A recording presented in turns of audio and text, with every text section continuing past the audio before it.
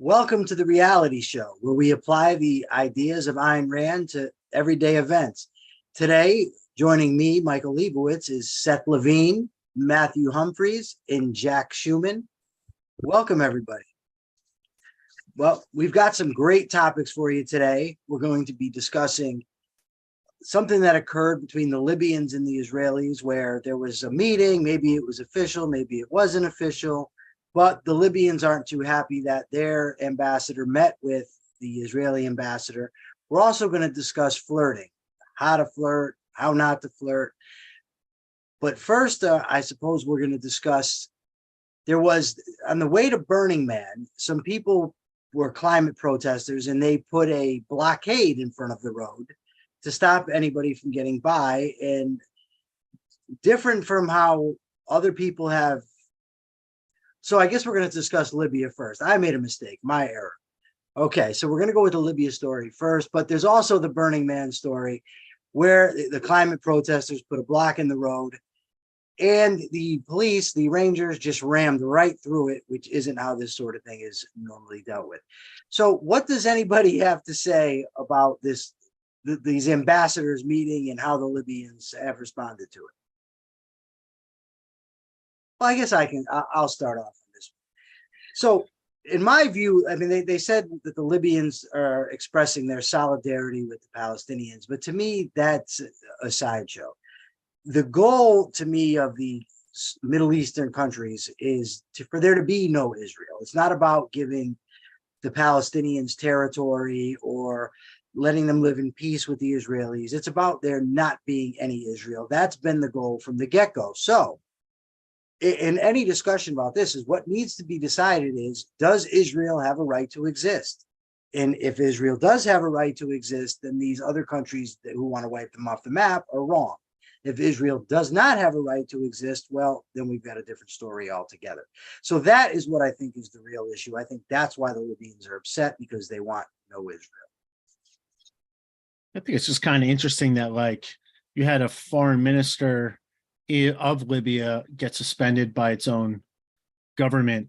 Clearly they're not all on the same page there. In the government. That's kind of interesting in and of itself. You would think that, the foreign minister would be taking, would be kind of marching along with the rest of the, with the rest of the policy. So it's almost interesting, like, why did this foreign minister break rank?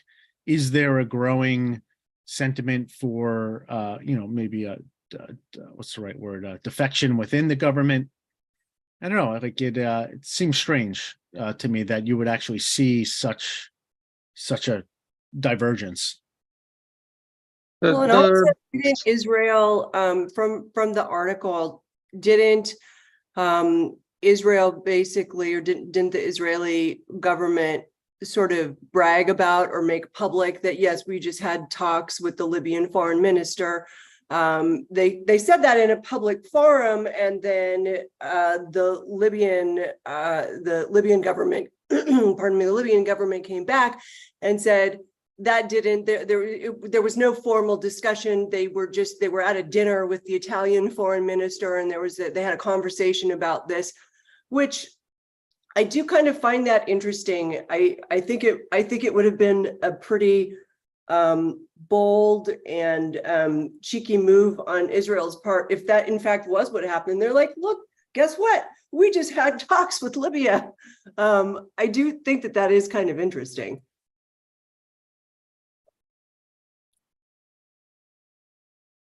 This doesn't seem to be a very lively topic. Anybody else anything to say about it? I mean, I think sort of from the perspective of, like, the free world. I mean, if you take this, on the similar stance that Rand kind of took in terms of the right to exist, government's right to exist, our moral governments sort of, let's just leave it there.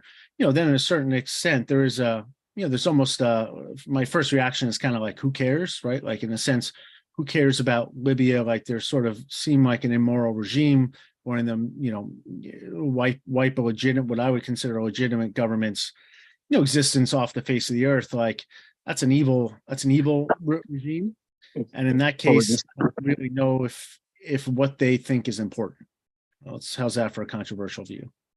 I actually find it interesting because it leads me to the question is, what legitimate governments are there on earth right now? I mean, are there any? Does anybody think there's a legitimate government? And if so, I mean, what's defining legitimate? Well, we don't have a completely objectivist government, but I think, stating the obvious, I know, but I think you've got to draw a distinction between sort of Western countries, which do have some considerable degree of freedom on the one hand, and certain places in the Middle East and places like China and Russia, on the other hand, which are countries which oppress their own citizens and very often are thought to be in some way a danger or a threat to their neighbours. I mean, look at, for example, what Russia's doing, invading Ukraine right now.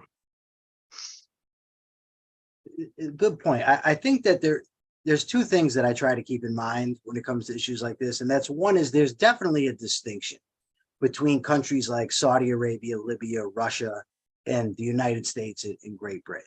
They're not the same, because what people end up saying sometimes is, well, look, they all violate rights, so they're all the same. But there's a big difference between, violating the rights by having drug laws, which, for instance, I think are atrocious, and having laws where women have to cover their faces in order to go out of the house, or the degrees of the punishments that they dole out.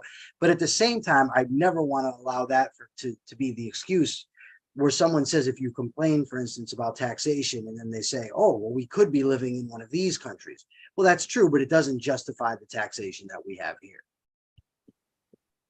And I think the legitimacy is sort of falls on a scale too of of a spectrum, I should say, where you can't say it would be a little silly to say, well, if a government is not violates any rights, then it is illegitimate, right? So how do you define what that threshold is for legitimacy? Certainly Rand thought that the U.S. was a legitimate government, and a lot of Western countries were legitimate governments in her time. And even in her time, the U.S. was violating, numerous rights, from a laissez-capitalist, perspective. So I don't know if at least from what Rand has written and what she said, not that she, that we should listen to Rand, take Rand whole cloth without any thought, but she's certainly, there certainly was a threshold of rights violation that distinguished a legitimate country government from a non-legitimate government. So not just the whole, not just like all or nothing, I guess. I would say that a country is legitimate to the degree that it protects the rights of its citizens. And I would say that a country is illegitimate to the degree that it violates the rights of its citizens. So if there's rights violations, to that extent, the country is illegitimate. And I like what you said too about just because Rand said it doesn't make it so, because there's some of her foreign policy, for instance, that I find to be somewhat incoherent, like the idea that any country has the right to attack a country that doesn't protect its citizens' rights. Basically, because they're not recognizing rights there, it's okay. But that's kind of a collectivist argument to me, because there may very well be individuals that are going to get attacked who uphold rights and want their rights protected, but because their government happens not to, that legitimizes attacking them. And I disagree with that. That sounds like an interesting topic all on its own, actually. I think it does. I think it is. I don't know if we have time to get into it now, but for the future. No, definitely for the future. Okay, are we ready to go to the next topic? Anyone else have anything to add on this? No one's too passionate about the dealings between the ambassadors from Israel and Libya, huh? Okay. I don't think it's a bit of a strange story somehow. It's hard to, not that much information about what went on. It's a bit hard to come up with an opinion about it.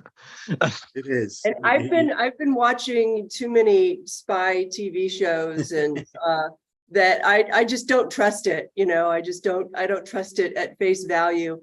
I think there was when Richard Nixon went to China for the first time, breaking protocol and beginning sort of the normalization of relations between China and the United States. There was so much background.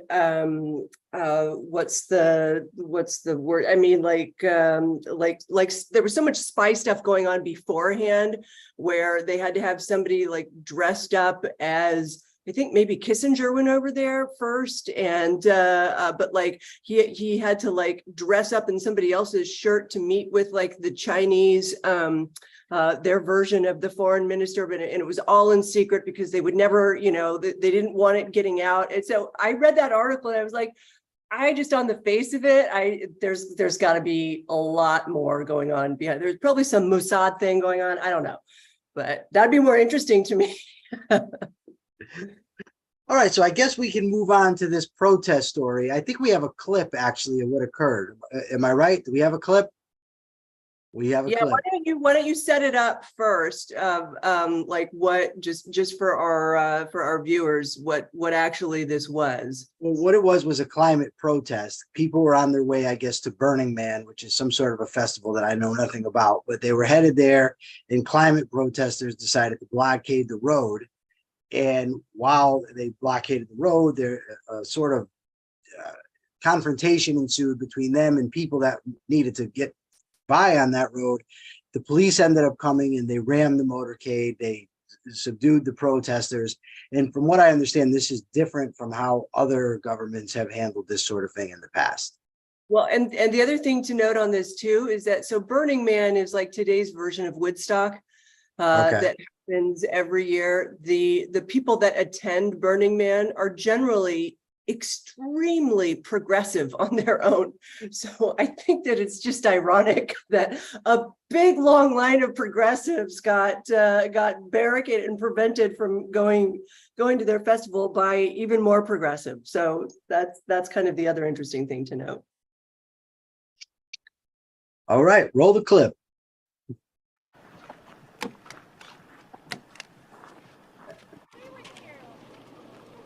Cool, great artwork.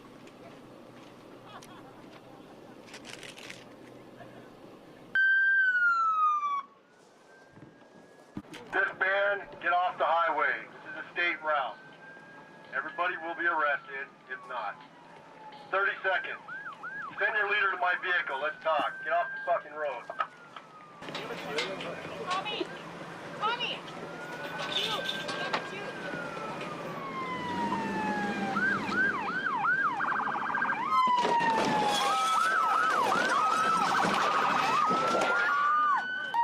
Get out now! Get out! On the ground! All of you on the ground now! Get on the ground! Get on the ground! Don't move!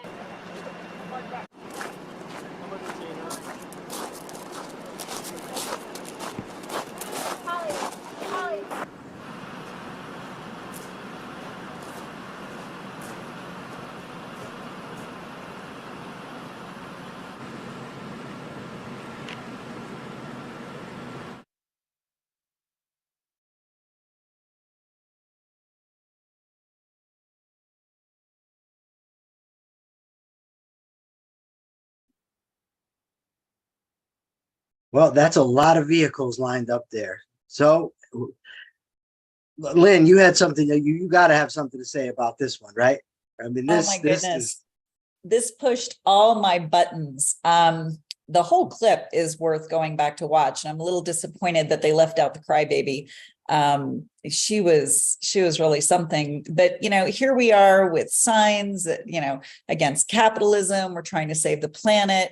Yet, where did that trailer come from? Who made that trailer? Where do the iPhone that she's using to film? I mean, there's such hypocrites. And if you're here to save the planet, did they think for 2 seconds about the thousands of vehicles lined up that obviously have to stay on because it's so hot out there, and the emissions that they were likely creating? I'm willing to bet they didn't all drive electric cars to get there. You know what? They're a pain in the butt. And I may have some issues with the way the Rangers handled that. I think it probably could have been handled better, but at that point, it's hot. These people have been out there for a long time. And frankly, I just think they're a bunch of hypocrites. Good point. When I read the story, I actually thought the same thing, that the Rangers probably acted inappropriately. But when I actually witnessed it, I changed my mind. And the reason is because they kept saying this is a peaceful protest, we're nonviolent. But I wonder if I just went and walked into one of their houses and laid down on the couch and refused to leave and said, I'm nonviolent. I mean, it's a nonviolent, peaceful protest, how they would react, and if they would want the police come to physically remove me if I refuse to leave. I mean, if people simply sit there and refuse to go anywhere, you end up with no choice, I think, but to use force to remove them. Well, And that's the thing about it. I actually take issue with that whole them trying to put the word nonviolent in its own category, because what they did, it is an initiation of force, period. Yes. It's violent. It is blocking somebody's pathway. First of all, it's illegal. It breaks the traffic laws, but blocking somebody's pathway from going where they are rightfully allowed to go is violence, period. Just because they're not swinging their fists and shooting at people does not mean that they're nonviolent. Yeah, that was pretty interesting. Like, it's like, to me, it's just like both sides, quite honestly, is like a display of emotionalism and lack of principles in a lot of respects, where, you know, like the protesters said, you know, saying like they're nonviolent, they have this emotional, like their emotional response that to this issue gives them in their minds kind of the higher moral ground, and almost a like carte blanche to do whatever they want, you know, in a quote unquote nonviolent way, even though, you know, as Jax, I think you appropriately pointed out, like it is violence. It is, you are initiating force against someone by impeding, you know, a way, you know, that they have a right to. Again, that road is not the property of the protesters to do as they see fit. Granted, it's public property, and that's a whole separate issue. But, you know, they are appropriating public property for their own use. Like that is initiation of force. That's pretty clear. And then also like the Rangers' response is kind of interesting too, in that, you know, when the you know, when in the clip where we showed one of the Rangers coming out, I believe holding a taser, you know, pointing at someone, that seemed like pretty, you know, pretty overshot or overreaction in terms of the response may be warranted, but clearly like those people were forcefully in the way of someone, and the only way to meet force is with force. So I understand kind of why they came out with force, but it seems a little bit like an overreaction to a certain extent. Like you probably could have just cuffed the people right there. You know, you didn't have to necessarily point weaponry at anyone. You didn't have to, I don't know. It seemed like a bit much and a bit an emotional reaction. Maybe it's adrenaline, without kind of having the greater perspective of like how like wrong and silly kind of the climate protesters are, even though they are wrong and in my view deserve to be arrested. I don't know. Well, I think they were obviously verbally aggressive.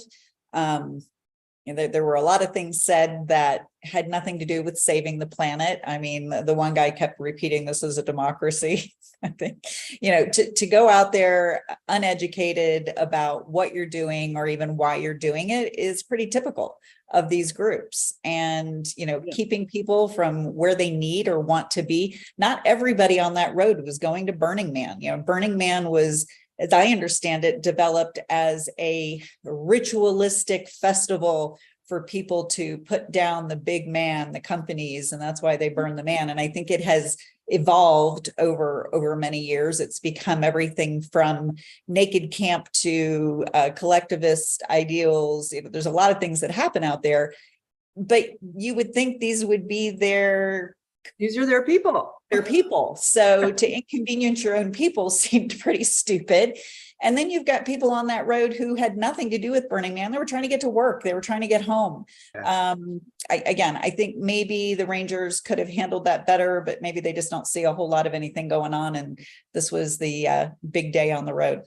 Yeah. They were, I don't know if it's worth it to mention that they were tribal rangers. So they weren't like state troopers. So I have no idea if their training is any different.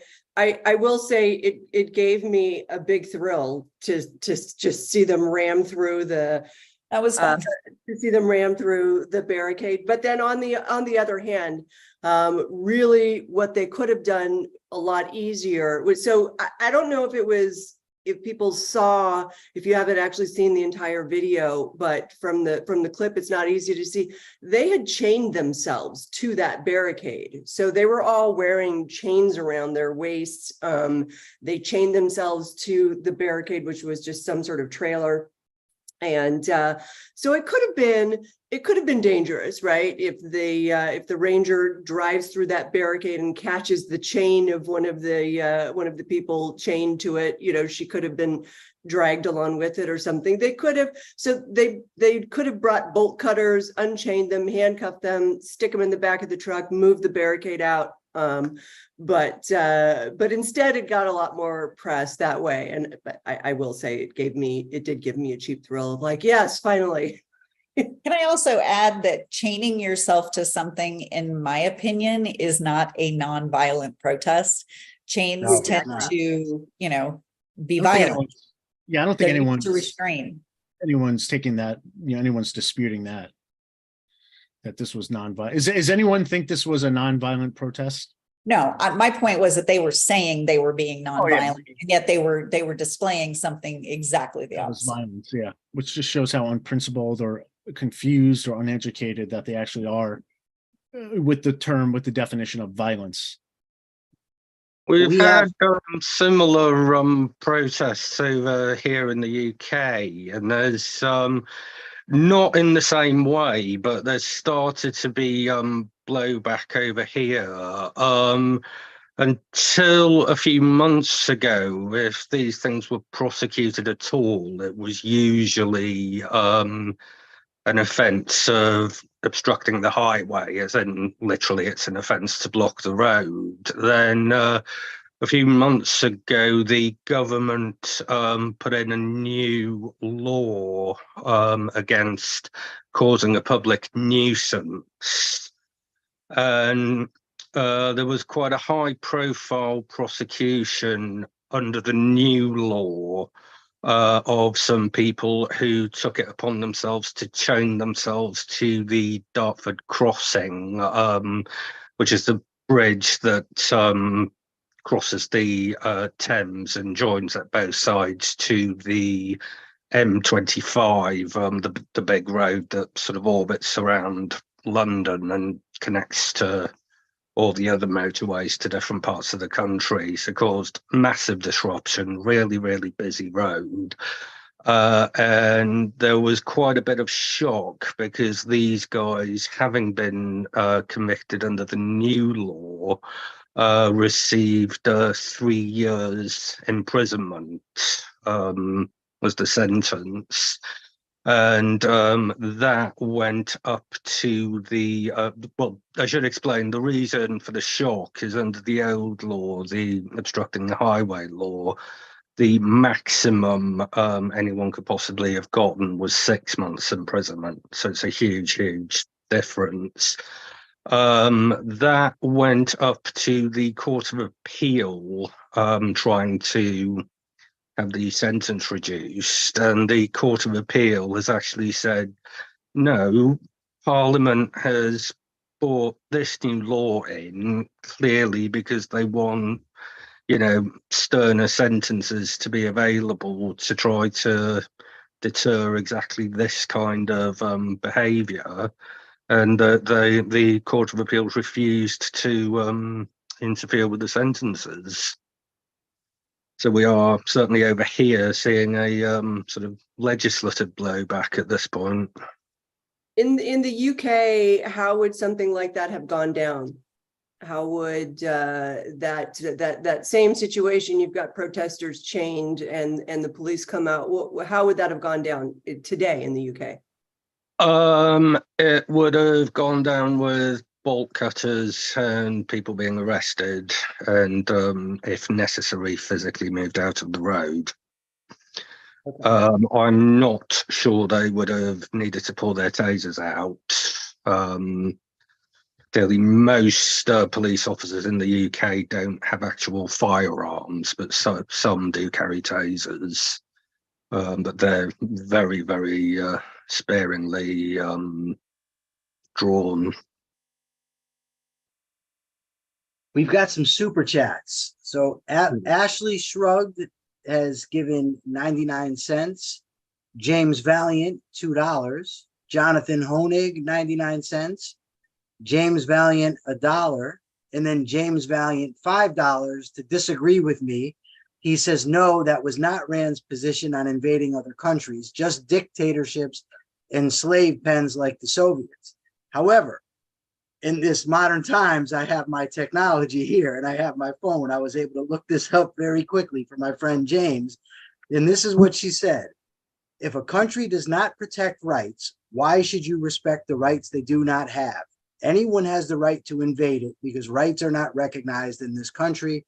She also did say any free nation has the right to invade Nazi Germany and today has the right to invade Soviet Russia, Cuba, or any slave pen.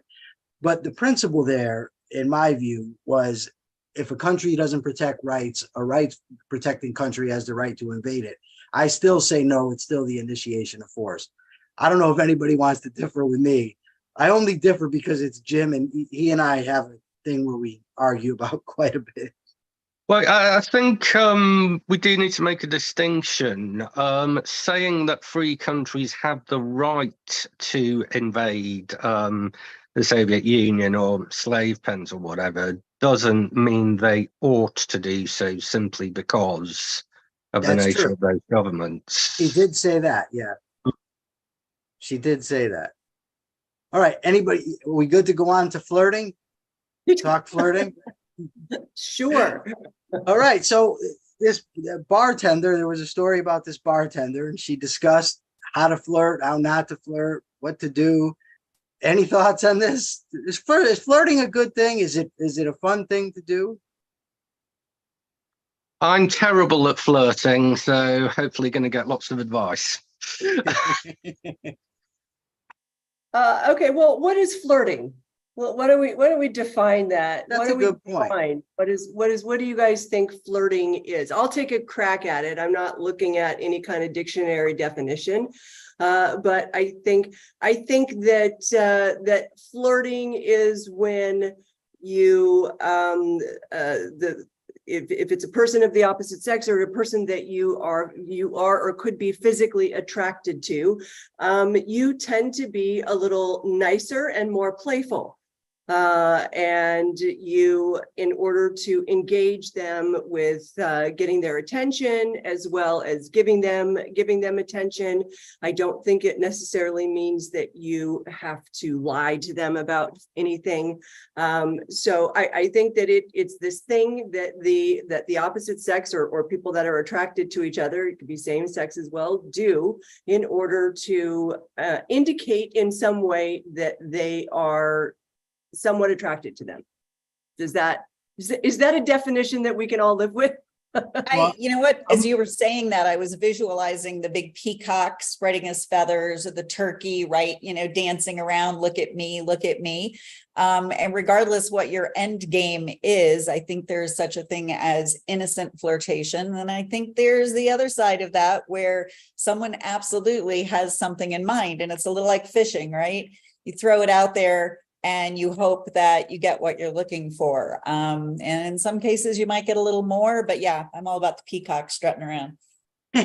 Well, this may help. This is the dictionary just off of the first Google definition that came up, and it looks like it's from the Oxford Dictionary. To behave as though attracted to or trying to attract someone, but for amusement rather than with serious intentions. So, kind of looking at that definition, I mean, flirting seems like a very benevolent very benevolent action overall. Again, I think it basically is a way to connect with other people in a playful or joyous fashion. Definitely displays a little bit of humanity, I think, and connection to other people. Where it crosses the line of flirting or not, whether or not it's appropriate for someone to flirt or not, I think is kind of a, with whom and in what circumstances is a little bit kind of normative. But overall, I think flirting is a benevolent sort of, behavior between people. So I see And no. I think it's very contextual too. There are times when it's appropriate to do so.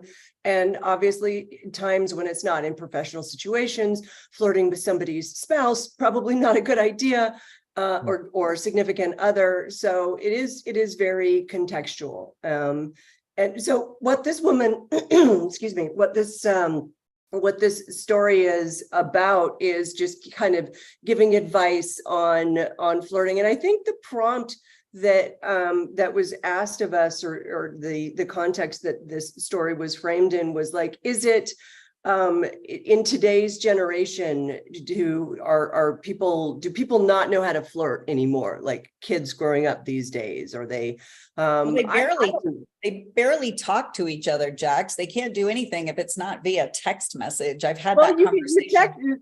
Yeah, that's why we have this whole sexting thing. And but they do flirt via text. But yeah, I do think that I am with you, Linda, that that it's not what it used to be.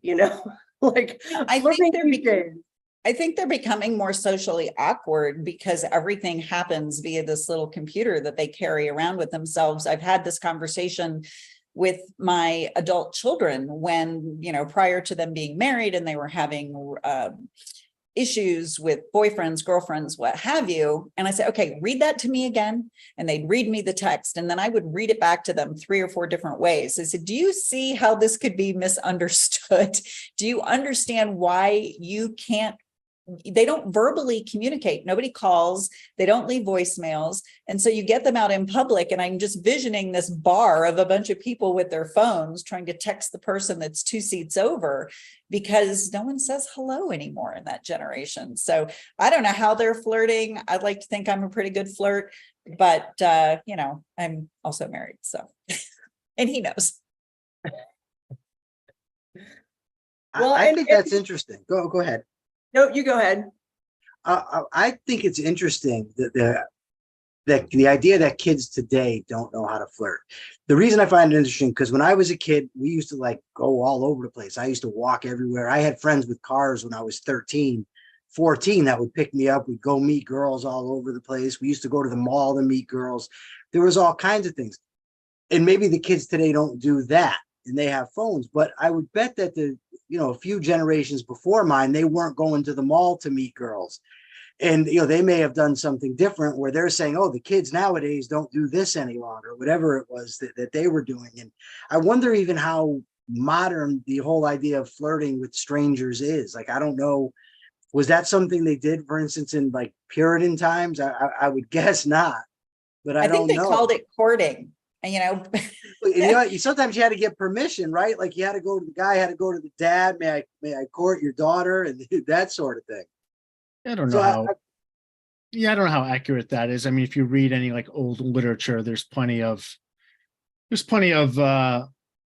kind of improprieties and flirting that occurred, in books written about the 1700s and stuff like that. So just read D.H. Lawrence. No, but hold on. But that's kind of my point, though. You just said it was an impropriety. That's what I mean. That means this thing wasn't generally accepted. Like in Pride and Prejudice, for instance, that sort of thing went on. But you had to go to the dad and ask for permission first.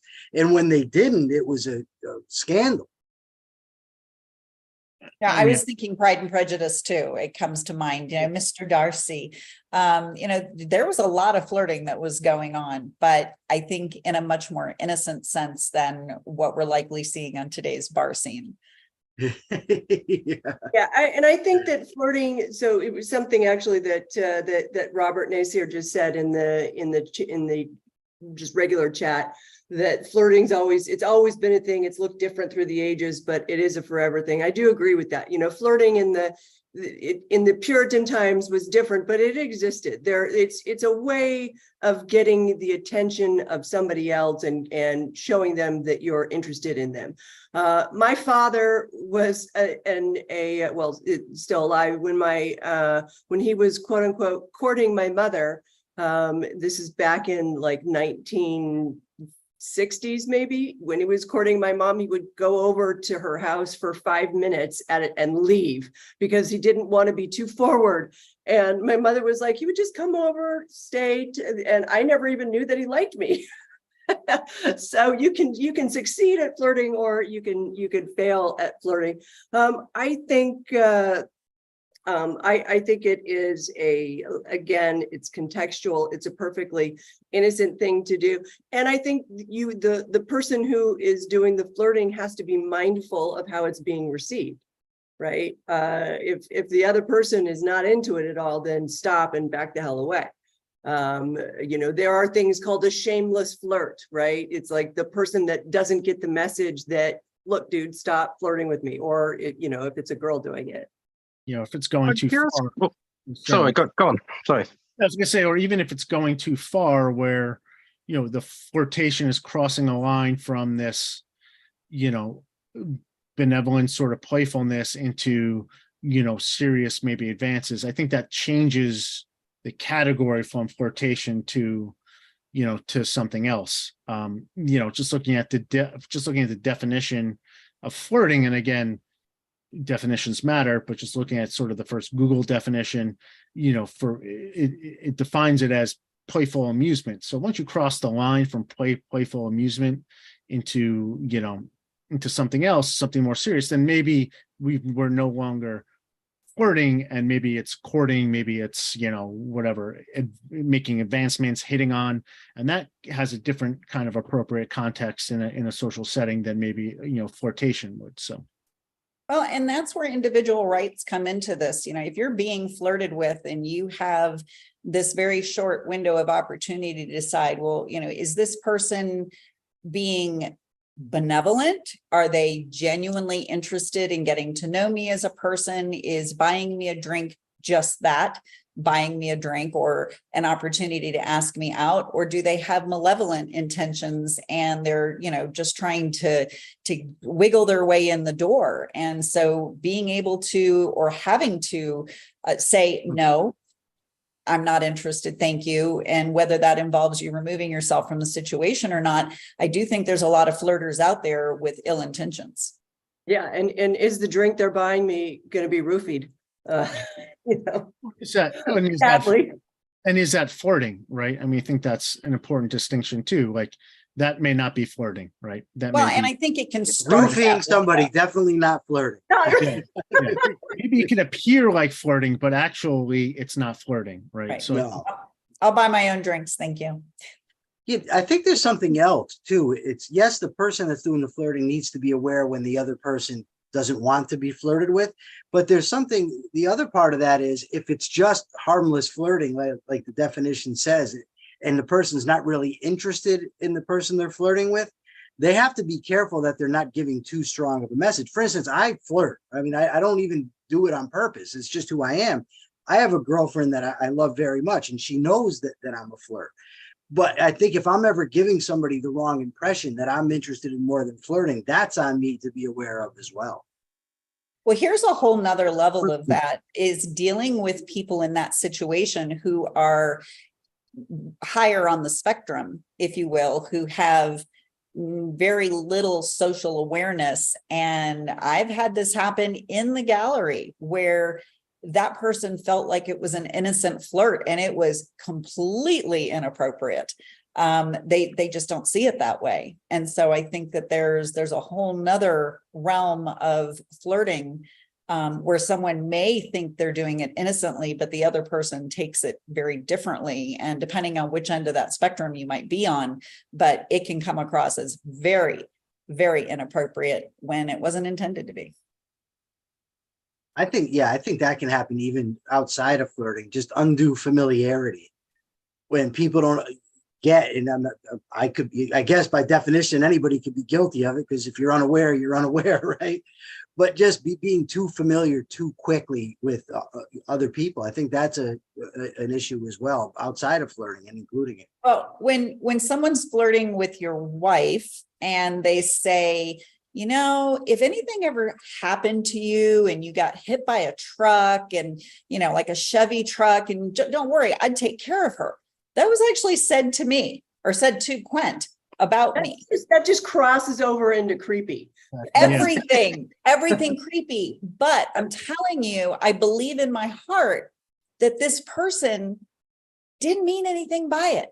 He was just that high on the spectrum. And so socially, it didn't seem wrong to him to mention that. So yeah, there's a lot out there to be watching out for at the bars. I'm going to keep this ring on my finger and not worry about it. It's funny because I actually, when I travel, I'm not married, but I travel with a wedding ring on. And just, unfortunately, so I do as well. I tend to be a flirt when I'm, you know, when I'm just regularly talking to people and opening up, but I have to also be very careful as a woman. I think that as women, we have a whole other level of things that we have to keep in mind, because we tend to be victimized more as a result of violence, and so I will flirt in safe scenarios, right? If the situation is safe, I'll flirt, but then usually I will travel with a wedding ring so that people don't bother me. But even then, that doesn't stop it. It doesn't stop them. That didn't stop this person. And I mean, it was what it was, and we've moved on, certainly, but I'm more aware of those kinds of situations, particularly in a business setting, as I have to be. I think a great topic might be, wherein lies the line between being friendly and creepy? that might be good sometime. All right, does anybody have any? I wonder if, just putting this out there, it's just speculation on my part, whether sort of after the Me Too movement and everything, and absolutely not criticizing any of the people who came forward to make complaints, but I just wonder whether that has made some people reluctant to sort of engage in flirting, or to try and chat up somebody that they're attracted to, because they're concerned about it all being taken the wrong way. Well, I think that's absolutely positively possible, but you know what? Open a door for me, tip your hat to me. That's a good flirt. Agreed. And I think that there was in the chat, not the super chat, but in the chat, somebody had asked a question of, was Ayn Rand tripping Frank O'Connor flirting when they first met? That was definitely flirting. Gonna get someone's attention, trip them. Yeah. For sure. Okay, we also have a super chat from Robert Nasir, $2. Kudos to Jax for using the expression courting. And James Valiant, $10. He says, Michael, Rand was confronted by the questioner with a previous statement about dictatorships. Please read the query she was responding to. Unfortunately, I just have the quote. I don't have the query. So I don't know exactly what she was responding to. My remembrance of it was from the book Ayn Rand Answers, which was a series of questioning and answers that at I think the Ford Hall Forum. So I'm sorry, James, but I don't have it, and I'm looking and I can't find it. So I apologize that I can't find it. Hopefully I will. have a feeling that James will probably send that out to you to just set you straight. I think there's an opportunity here to make some money for ARCUK if everybody wants to match James's donation and just say which side of the fence they're on. And I mean, we could make $100 here real quick. Yes. And I'll make my point a little bit stronger. Maybe we could after I make this point. Even if what Rand said was it's okay to invade dictatorships, or any free country has the right to invade dictatorships, and I'll take the most extreme I could think of, Nazi Germany, I would say she's wrong.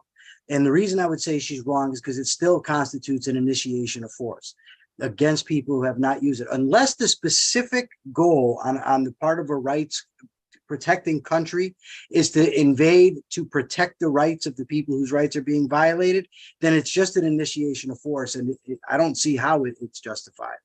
That's my own take. So if anybody wants to disagree and tell me what a loser I am, that's fine. Let's raise It'll Put cost some them money 10 behind bucks.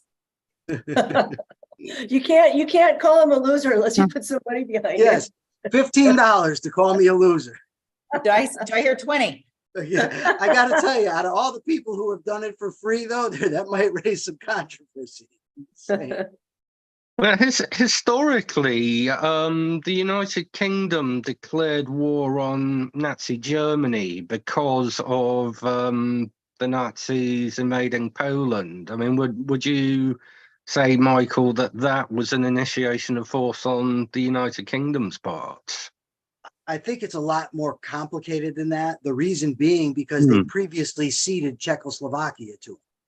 So it wasn't an issue of just protecting the rights of the Poles. It was about an international power struggle.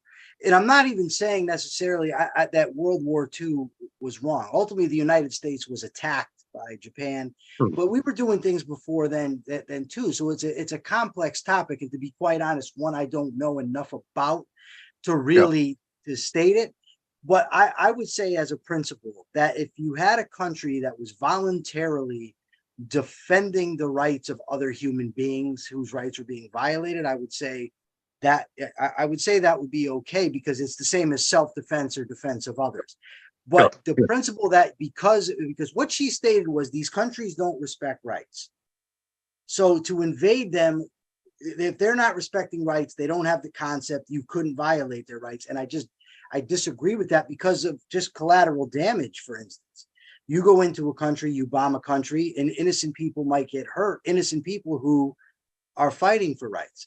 And Rand actually said, and it's coming to me now in that same thing, and I may not get the quote exact, but she said people have to deal with the consequences for the way their governments act, the same way that we're reaping the consequences for the way our government acts.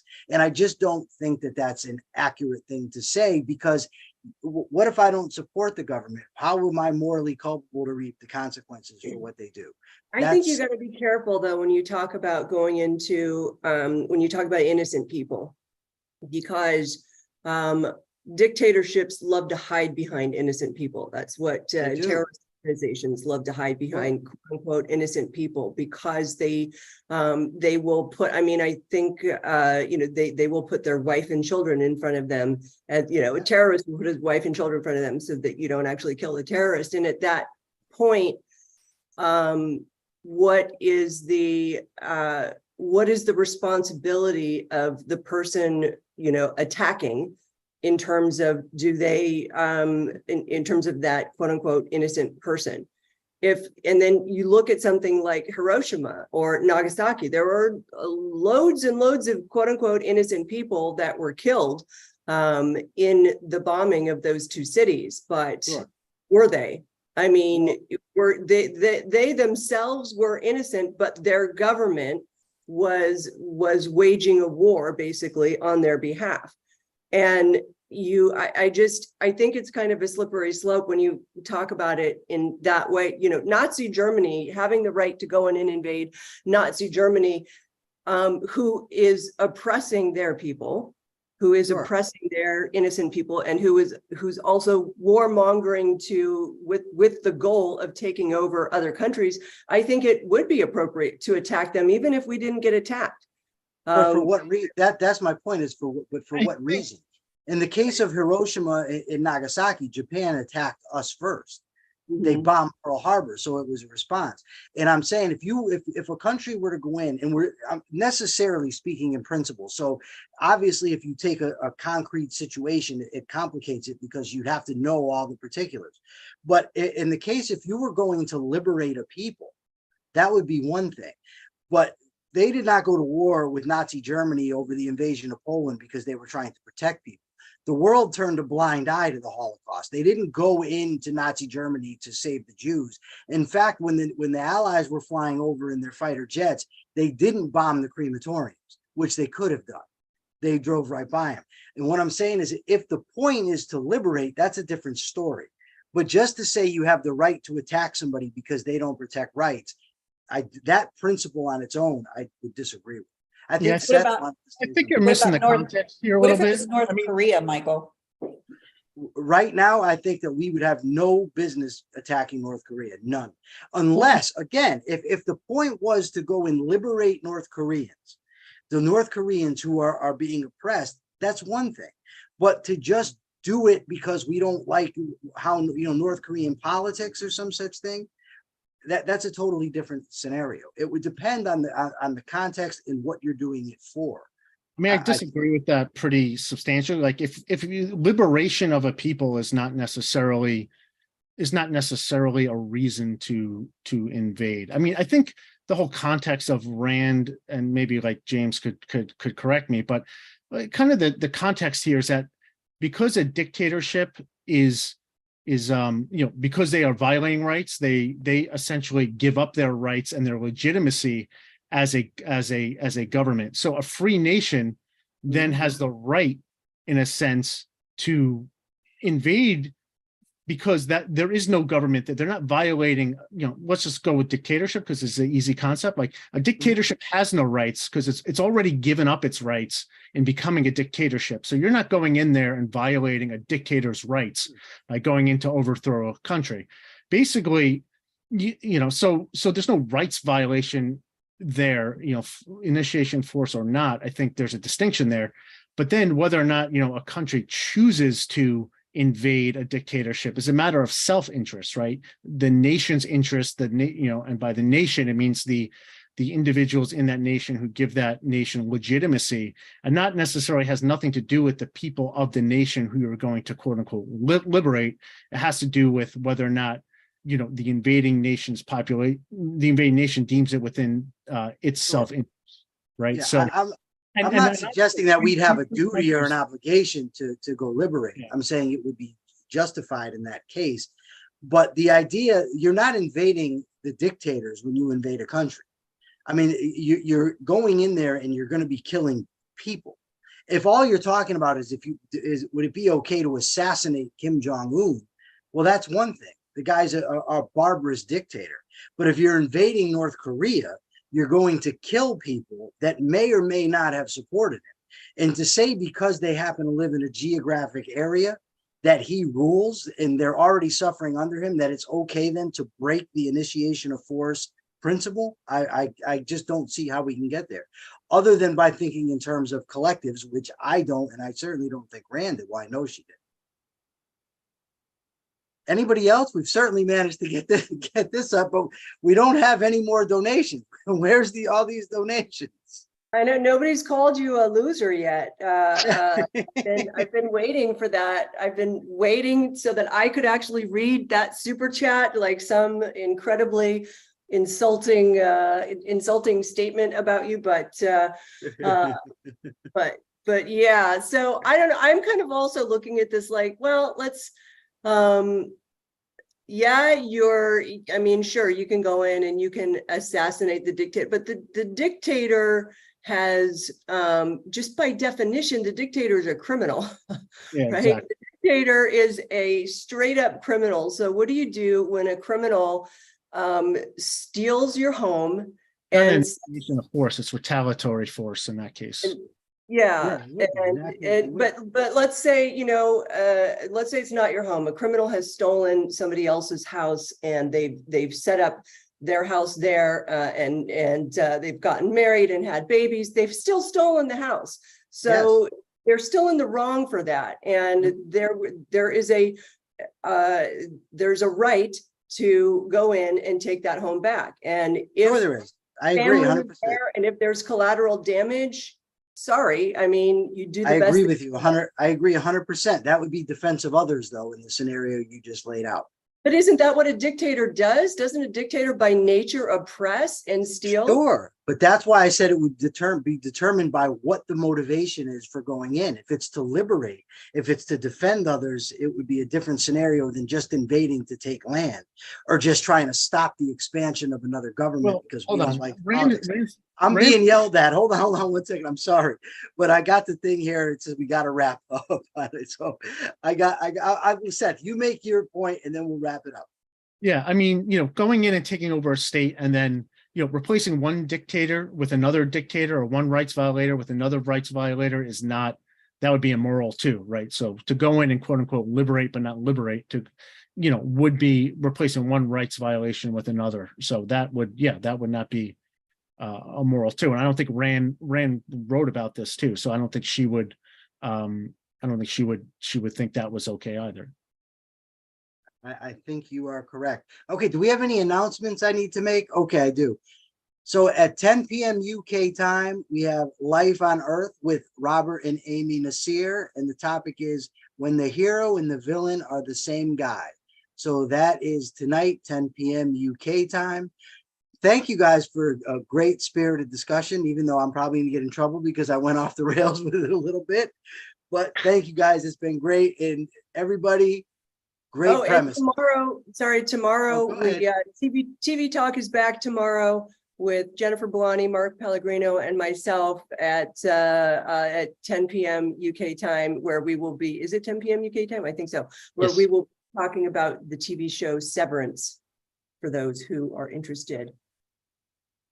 All right. I've never seen it. Maybe I got to watch and check it out. All Great. right, everybody, great premises. And thank you guys again. It's been great.